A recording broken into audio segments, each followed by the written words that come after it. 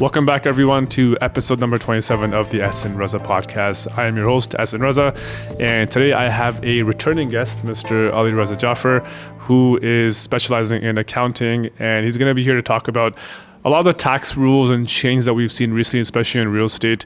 And Ali, just for information, the last podcast we did was the most viewed of all the episodes that I've done. So congrats for that. And a lot of people have been asking me to do a part 2 because accounting and tax is so much to talk about. So I think we can cover a lot of things today. And I'm sure we're going to have a part 3 and part 4 as the months and years go by. So we'll get to that. But for today, I want to thank you for coming on the show. Really appreciate it. And just for a refresher for our audience, why don't you just introduce yourself and your company and how long you've been in the business for? Sure. So I've been in the business for about 20 years, and my company's name is Raza Jaffer Professional Corporation.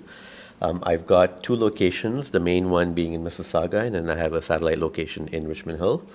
I have about 8 staff, and what we do is we do a lot of planning, we do a lot of strategy and advisory, as well as your regular tax work and financial statement compilation work for our clients, a mixture of business and personal clients. Nice. Awesome.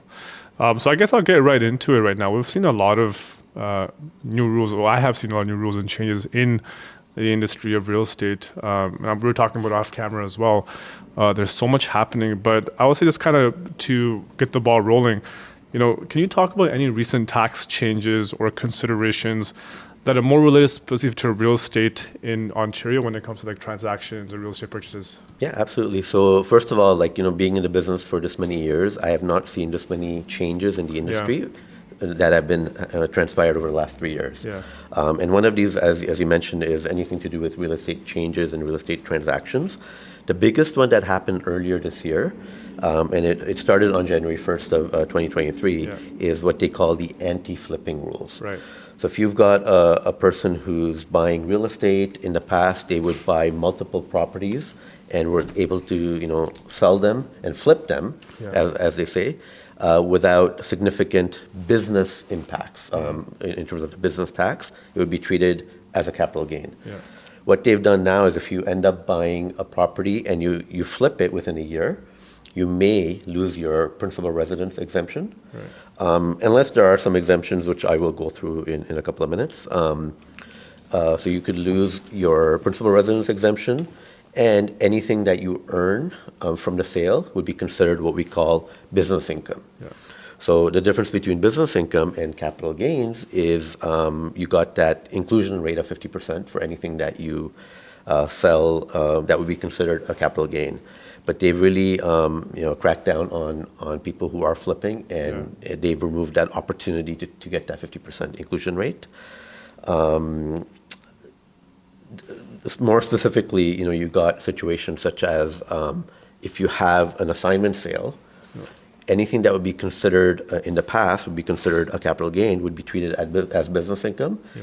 And because it is treated as business income, it would have HST implications as well. Yeah. So rather than having a higher tax rate, we would now be considered having to pay HST, which would be a problem because most people who are looking at buying and flipping real estate, as you know, have not budgeted for these adverse tax implications. Yeah. No, that's true because I've talked to a number of clients, especially in the last 6 to 12 months. A lot of people bought their homes in anticipation of flipping it or assigning it, which we always recommend to our clients is that when you're buying an investment property, actually that should not be the motive because short-term impacts or rule changes can hinder your ability to make money like this has. So, but you still have people that want to do that. And so, this year when I had a client call me, he's like, I want to assign my property. I said, well, there's a new anti-flipping rule, right? Have you heard about that? And he looked into it. And because of the costs associated with that, he kind of took it back and says, you know what? I'm going to let the property close and then I'll sell it or hold on to it for a year. Because this doesn't make sense from a cost perspective, right? Yeah, so, and I think it's a bit of a deterrence too, because the real estate pricing, as you know, has really gone up. And what they're trying to do is they're trying to make it a little more easier for the younger generation to buy. Right. So by having these restrictions, it'll probably bring the pricing down a bit. Yeah, there's definitely pros and cons, and that's one of the pros definitely, because in the past, like I remember when I first got into real estate, there was so much flipping going around, and there was so much like, okay, you buy the property, goes about 50K in like 2 months, and there's this selling it, right? So I think that wasn't a good thing. So to impose these taxes, I know it's taxes and nobody likes taxes, but in the long run, I think it's actually helpful for the real estate industry and for future buyers as well. Right, and the land registry is a very important element to this, because people don't realize that anything that you buy is registered. Right. And you may get away with it for 1 or 2 years, but eventually CRA has got a 3-year rule where they can come back, Right. and eventually There you go. they'll catch up to them. Gotcha. The exceptions to these rules are as follows. So basically, if you've got a death in the family or death of a taxpayer, if you've got a breakdown of a marriage, if you've got a situation where somebody's personal safety is at risk, Okay. or you've got a situation of a health issue or a serious disability in the family, Yeah. or somebody is actually having an eligible relocation, Okay. they're moving cities, or they have a change of plans of what Yeah. they intended to do with the purchase in the first place, Yeah. or sometimes people have an involuntary termination of employment. Okay. Those will all be factored in Okay. when it comes to the actual determination of Right. if something is considered anti-flipping or not. So just to follow up on that, if let's say these exceptions or one of these exceptions is brought up by the homeowner, can the CRA still come back and say, no, we reject this exception? Or You have the option to appeal, as Okay. well as eventually, if the appeal doesn't go well, then you can Yeah. you go through the objection and appeal Right. process. Okay. And at some point, it would go into court Okay. if it gets that bad. Gotcha. Okay, makes sense. But I think in most cases, CRA tries to resolve it They before try it to gets to resolve court, it. because it's very Right. expensive for the government to Yeah, it manage makes that. sense. Gotcha. Next question I had was, so people in your field, like accounts, how are they assisting clients in optimizing their financial positions when they're buying or selling real estate in Ontario? So the first thing we need to understand here is that we've got what we call the corporate tax rates and the personal tax rates. Right. So personal tax rates are taxed at the marginal rate, Okay. depending on how much income you have. Corporate tax rates, you've got the small business deduction for anything that's considered active business, so if you're selling a product or a service. When it comes to real estate and investment income, you're taxed at approximately 50%, Okay. regardless of how much income you make. Yeah. That's the first thing. In many situations, we often recommend a client to form what we call a holding company or investment holding company. And the whole reason behind that is you want to credit or proof your investment. So all your hard-earned earnings, if you have a situation where you have got a tenant and the tenant slips and falls, Yeah. they could go to your personal effects. So by having that investment holding company, you're not benefiting from a tax perspective, but what you're benefiting from is just the protection of your hard-earned asset. Okay. The other item, as I mentioned, is if going back to the whole anti-flipping rules, if you hold a property for an extended period of time, so greater than a year, then you're avoiding running into that anti-flipping Yeah. situation. So if we say that, just like what you mentioned, is buy and hold. Yeah. If you hold for a period of time, then at least you have a situation where you're not stuck into that anti-flipping taxation rule. Gotcha. Corporate life insurance policies. So a lot of people have personal life insurance, but if you roll it over into what we call a corporate life insurance, then usually that's done through, if you've got an active business, you do it through a holding company. And the whole purpose behind that is you're trying to manage your estate and have your future protected, including your assets. Right. The other item is, although you can't really deduct certain items like you would in a regular business, there are certain things, like if you've got multiple properties and you're driving to and from those properties, you can claim the auto expenses.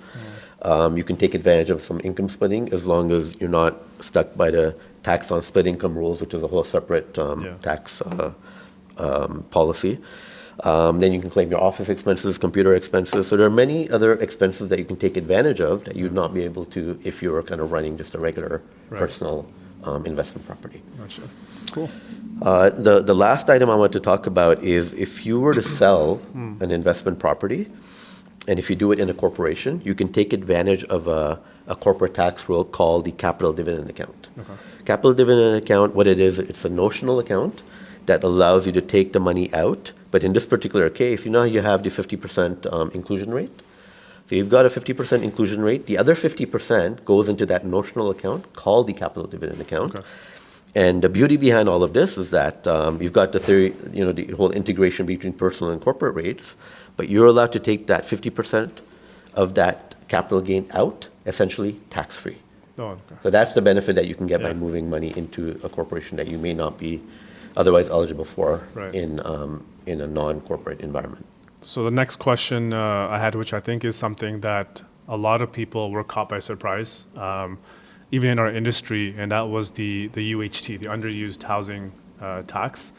So if you can shed some light about what that is exactly. A lot of people have been asking me. I said, wait for the podcast. I'll be able to explain it. But if you can kind of just simplify it, explain what it is, and why it was implemented in the first place. Let's start with the why. So basically, going back to the history of when it started. So in the fall economic statement of 2022, they proposed that this thing should be added on as an additional tax. And the whole reason behind it was to essentially deter investors from buying a property and keeping it vacant. Yeah. And I think there's two reasons behind that. You want to make sure that the property prices were not impacted, and more importantly, the rental. So you wanted to make rent convenient and affordable for Canadians, right? And it's the increase of supply of housing. So that's the reason why they kind of proposed that in the fall. Then when they brought in the budget of 2023, they said that we need to now have a deadline of filing, and it was so quick that they said we're going to have a deadline of April 2023. Yeah. You had many of these organizations, Canadian Tax Foundation, a lot of the big accounting firms, they pushed back. They said that this is, it's happening too quickly. Yeah. What can we do? So at that time, they extended the deadline to October 31st. Yeah. And lo and behold, October 31st comes, we're all ready, and we've been filing all these returns. Literally at around maybe 1 p.m., they extended the deadline. They said that there's still a lot of unresolved questions. Yeah. So now we're allowing anybody who's required to file for 2022 to file by the end of April of 2024. Okay. So they gave a further extension. Yeah. Now, getting into the details of what this is all about, is essentially it's a housing tax for anybody who's got a property that's vacant, and they're imposing what we call a 1% tax of the fair market value of the property. Okay. So it's quite substantial. I would categorize the types of people involved with it, or the obligations, into three categories. The first one is an owner with no UHT reporting or tax obligation. You've got an owner who's required to file a UHT return and pay the actual tax. And then you have an owners who are required to file but are exempted from the tax because they have an exemption. Yeah. Now, what are the different categories here? You've got what we call excluded owners and affected owners. Yeah. Those who are required to file are the affected owners. Right. Affected owners are, privately held corporations, partnerships, or trusts. Where the confusion came about is the whole gray area behind what is considered a partnership. Right. So, for example, if you've got a spouse or if you've got a family member that you're jointly involved with in terms of purchasing a property or owning a property, is that considered a partnership? Right. It's gray. CRA doesn't know. The question has been proposed, and it's on the Q&A. If you have any clients who have questions, I can point them to that direction in terms of where it is on the Q&A. And it's still gray. So what we've been telling our clients in terms of feedback from CRA is if you have a property that would be considered a partnership, for example, if you're jointly owned, then you're better off filing than not filing. Right. Okay. And the reason for that is because at that time they had a penalty of $5,000 per partner. So if you got two partners, you could potentially have a $10,000 penalty imposed of not filing at all. Wow. So you might as well just bite the bullet and spend the money to file rather than not filing. Yeah. Some people have elected not to, which is fine because it's still very unclear, and this is why they've extended the deadline. Yeah. An excluded owner is anybody who owns a residential property. So if you've got a principal residence and you own it, you're not required to file a UHT return. Publicly traded corporations are not required to file. Okay. A registered charity is not required to file. And if you've got any cooperative housing, then you're not required to file. So there are a few exemptions. Yeah. But affected owners is where we have to really, look at in terms of partnerships, right? Spousal ownerships, possibly corporations and non-residents who have property in Canada. Okay. Anyone who has a principal residence, like if you own your own home, if you're living in it, you're not required to file a UHT. And even if you're jointly owned between you and your spouse, you're not required to file. And if I have let's say an investment property with 2 or 3 partners that is rented out, you're recommending I should still file the UHT, but we won't be impacted by the tax. Yeah, correct? because if the main ruling is if you've got a vacant property of greater than 180 days, then you're generally required to pay tax. But if you're less than that, then you don't have to. And if, let's say, if there are joint owners for investment property, like I have a couple of properties where I'm invested with a couple of other partners, do we all have to file it, or does just one of us have to file Excellent question. So all of you would have to file. Individually, Yep. okay. And the parameters would remain the same. It's just the percentage has to be identified on there. Got it, okay. Now, one important point you did bring up is going back to the principal residence. Yeah. If you have somebody who's signing off in trust, Yeah, but they are not really living there, they may be required to file as a trustee. Okay. So, sometimes you've got 99%, 1%, and that 1% is there more for a guaranteed from a mortgage perspective. Okay. They may be required to file. Gotcha. Okay. And those are the parts that their theory is trying to clear up, Yeah. which is why they've provided that extension. Right. Okay. So you've simplified it and broken it down as best. Now I truly understand it as well. Excellent. I mean, I had the basic understanding, but talking to you about it makes it even easier. And this is something I think that we'll share with our clients as well. This is something that people still are wondering why it was implemented, but you answered it in a very detailed manner. So appreciate that clarification. A follow-up to that question is the vacant home tax. Now, are these two related? And what is this about? How does it differentiate? And what are the parameters for that? So it's very similar. The only difference is that the UHT is more of a federal reporting requirement. Right. The new vacant home tax, which was implemented effective calendar years ending 2022, is more of a municipal tax. So, for example, Toronto and the different regions will have a tax. Okay. And it's the same concept, similar exemptions. Right.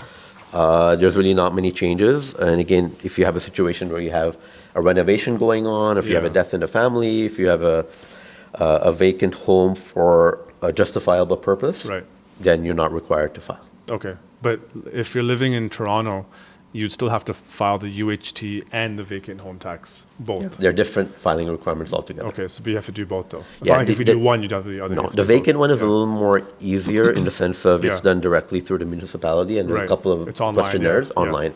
Even though the UHT is online, but the questionnaire is actually about 5 to 6 pages. Gotcha. Compared to the other one, which is a quick one-pager. Right. Okay. Yeah, I've done the vacant home tax, so that was a lot easier. But the UHT is something that we're still filing, and I have to do that as well before the deadline. So thanks for the reminder. So I think similarly, I think it's about the control of the supply. So I don't know if you've seen any changes in the supply because of this. That's a good question, honestly. From a real estate perspective, okay, so my opinion is that I understand why this rule is implemented, like you said, to increase supply or to help with the rentals. I haven't seen a major impact, to be honest.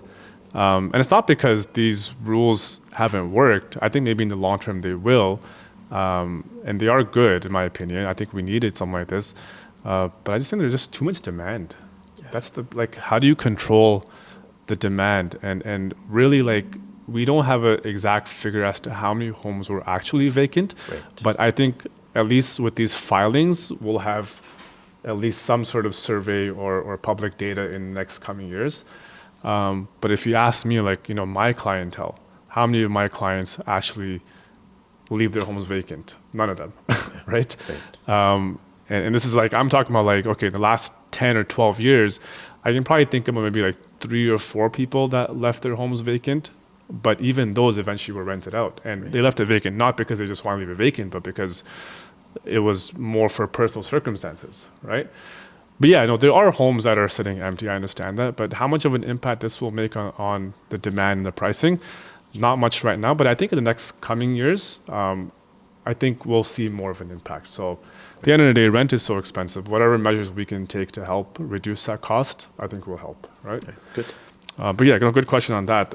Last time you were here, we talked about buying a property under a corporation or your personal name. And the reason why I want to talk about this again is because this is a hot button topic. And I just want to kind of refresh our audience as to when it would make sense to buy a property under your personal name or a corporation if you're buying for investment property. What is your opinion on that? So generally, from a tax perspective, you're not going to benefit by buying a property in a corporation. Yeah, you might have some opportunity for some further deductions. Yeah. But the main reason you'd want to is, as I said, is creditor proofing and limited liability. Got it. So you've worked your entire life and you've built up a good nest egg. Yeah. And the last thing you want is you have a situation where you've got all your investments, whether it be real estate or the stock market, equity market. Yeah. And then somebody slips and falls, or you have a liability case of Yeah. a contractor, falling, and they come after your personal effects. Right. So the whole idea there is you want to avoid that, Yeah. and you'd form a corporation and roll the Okay. property into that corporation. We often recommend for people who have multiple properties, it's good to have a corporation for each property. So this Okay. way, each one is protected from a liability perspective. Got it. You're right. There are short-term costs involved in terms of your legal fees, accounting fees, but from a long-term perspective, Yeah. I think the investor will sleep better at night by having this type of an arrangement. Okay, so that's interesting. Even if you have multiple properties, you recommend that you should have them under different names, not Yeah. under one. Let's use an example. Like Yeah. if somebody's got 5 or 6 properties, Yeah. ideally you'd want to do one each. But even if you Yeah. have 2 in one corporation, Yeah. that's still going to be a little better, and it's going to protect you Right. in the long run. Gotcha. And then you're going to get opportunities, as I said, talk about a corporate-owned life insurance, a lot of things you can add on Yeah. to the corporation to maximize your benefit. Right. And then you're also protecting yourself from liability, like you said.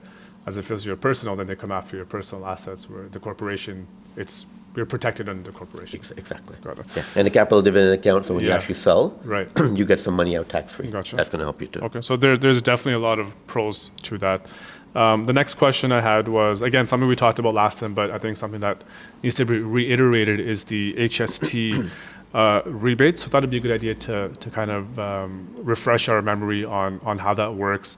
HST, as you guys know, when you buy an investment property, you have to pay an additional HST on closing, which I constantly remind my clients about when we do their cash flow projection. We're like, you have to pay this money on closing. Don't forget about it. Sometimes people still forget, but we know that we can get that rebate back. So can you talk about the HST rebate when you're buying investment property and how that works? Yeah, so essentially HST rebate is you get a maximum of $24,000 and it's eligible on either an investment property or your principal residence. Right. Principal residence is a lot more straightforward. The key thing on the investment property is make sure you have a 1-year lease agreement. Yeah. That's got to be submitted along with your trust ledger in the purchase and sale agreement. Right. With the application. There's 2 components to the application. There's a federal component and a provincial component. Combined, you get up to $24,000. Yeah. There might be a little less depending on if the fair market value of the properties have gone up. Yeah. But that's a call that CRA will make. Yeah. And the key recommendation I'll give to your clients here is make sure that the actual purchase and sale agreement is reviewed. Right. So when you're buying a property from a new builder, Yeah. it should be reviewed by a lawyer. Yeah. Because in there, they'll have a lot of fine print in terms of who can claim the rebate. Right. So you don't want the client to feel that, oh, I'm entitled to $24,000. I'll just work with my accountant and I'll get that sorted Yeah. out. But next thing you know, the builder has already applied for it and they've already Right. factored that into the Right. price. Right. And the other thing is, in many cases, it's already been applied and received by the builder. The client often will bring me the document and they'll say, Yeah. can you please apply for the rebate? My builder said I can go ahead and apply for it. I Yeah. look at it and I'll say, no, they've already claimed it. Already claimed it, yeah. So you don't want that disappointment. It's Yeah, better to yeah. sort that out a Yeah. lot sooner than later. And then you mentioned that you have to have a 1-year lease agreement to be able to be eligible. Now, what if somebody decides to Airbnb their brand new property or sign an 8-month lease to a student instead of a 1-year? Are they not allowed to claim that back? Does that become a problem? Usually CRA will not allow it. There might be Yeah. circumstances where you've got an 8-year, an 8-month and a 4-month. Yeah. It might be okay. Yeah. But if there's a gap, Yeah. they may not allow it. Right, right. And that's something that I think a lot of investors need to understand, is that when you are buying a pre-construction property for investment purposes, just for your own caution, always better to get that 1-year lease in paper, in writing. If you decide to go the Airbnb route, like Ali said, there are going to be ramifications. So for at least for that 1 year, get that 1 year lease agreement, just to be safe and to be able to get your rebate back in time. Now, when it comes to short-term rentals, what are some tax implications for Airbnb setups or VRBOs? How does that work? So the main thing we need to understand on short-term rentals is that the number of days that the actual rental is for. Yeah. So if you've got a short-term rental that is less than 30 continuous days, CRA's perspective on it is that you have to charge HST. Okay. Long-term rentals are exempt from HST. So that's the first thing that people should be aware of. Right. The other thing is it may be considered a business, so you might have to report that in Schedule 2125, which is your statement of professional and business activities. Right. Or it could be reported in your regular rental schedule. Yeah. And again, talk to your professional to see which one it would apply depending on the activity and the frequency. There's a number of reasons or situations behind that. Yeah. In terms of HST, you are required to register for anything that's considered business income greater than $30,000. So just keep that in mind, and if you don't, then what CRA will do is they'll get you to self-assess the amount. So if you haven't collected, you're on the hook to make that remittance yourself. Yeah. And all of these changes came into effect on January 1st. The biggest one is something that's being proposed for 2024 is if you've got a situation where you've got short-term rentals, certain deductions, specifically mortgage interest, may be denied. Oh, that's the proposal. We don't know if they're going to allow it. Yeah. That's going to be huge considering we're in a fairly high interest rate environment. Right. Yeah. There's a lot of crackdown happening with short-term rentals now, especially in the city. So it's going to be interesting to see where this thing goes. And I think it's going to deter a lot of people from going that route, my belief in the industry. Yeah. So we'll kind of see where things go. Last question I had for you was regarding a primary residence and renting your basement or a room or a secondary dwelling within your primary home. Now, because interest rates have gone up, many people are feeling the pinch of their mortgages increasing, and people have renewals coming as well. So a lot of people are now sort of preparing themselves to cover those added expenses. And one way of doing that is, of course, to rent out the basement, right? Now, a lot of people don't know or understand the tax implications that come with that. And, it's like a whole can of worms. So now if you're renting out your basement, do you have to claim that as rental income? But what if what you sell that residence, which is a primary residence, would there be capital gains? Because technically a portion of that property was being rented out. So how do you work around that? And is there a clear and cut answer for that? Or does it depend on scenarios? Like, what is your It's advice generally on that? clear cut, unless you've done substantial renovations, which I'll get into in a moment. A principal residence in Canada is not required to pay any taxes on it. So if you buy something for $500,000 and you sell for $1 million and you're living in it, you don't pay any tax on it when you sell. There's no capital gains tax, there's no business income reported or anything. Yeah. If you rent out a portion of it, you're allowed to claim it as rental income, and then you take the proportionate share of the expenses. Yeah. Namely, let's say you've got a house for 2,000 square feet, and let's say a basement is 500. 25% of your total cost, interest, utilities, property taxes, insurance, would then be apportioned towards that rental income. So if you've earned X amount of rental income, you would take the proportional amount of expenses. Okay. And that would be reported on Schedule 776, which is the schedule of rental income on your tax return. Okay. So that's the main thing there. When it comes to selling, as I said, no capital gains. The thing we have to be really careful about is if somebody does substantial renovations, they will say, oh, can I deduct this for tax purposes? Now, a renovation is something like, you build an entire basement, or you break walls down and you rent a portion of that house out. They would say, oh, but I can claim it as a repairs and maintenance or a leasehold improvement. Yeah. The problem with that is if you do that, then your principal residence exemption would go away. Okay. So we often say that, any small paint job, any small repairs, no problem, claim it. Yeah. But when it comes to substantial renovations, and if it means that you're doing it to improve your house for rental, you can't claim the expenses. Okay. You cannot claim the expenses. You cannot claim it, Okay. So, I would assume that anybody who was willing to take on these steps to renovate or rent out their basements or do whatever when it comes to rental income, just speak to an accountant like Ali and get his advice and talk to him. And and find out, because it's always better to be ahead of the game than to find out later on that you have to owe this much or pay this much. I think being caught by surprise always adds an element of fear, right, later on. So know what you're getting into. Ali, thanks so much for joining us again. No, thank you. Thank you for having me. That was very informative. I think we talked a lot about stuff that's happening this year and going to be happening next year. So we'll keep our eyes and ears open as to what news we hear. And we'll love to have you back on the show. Great. Thank you. Thank you. Thanks, everyone. See you next episode.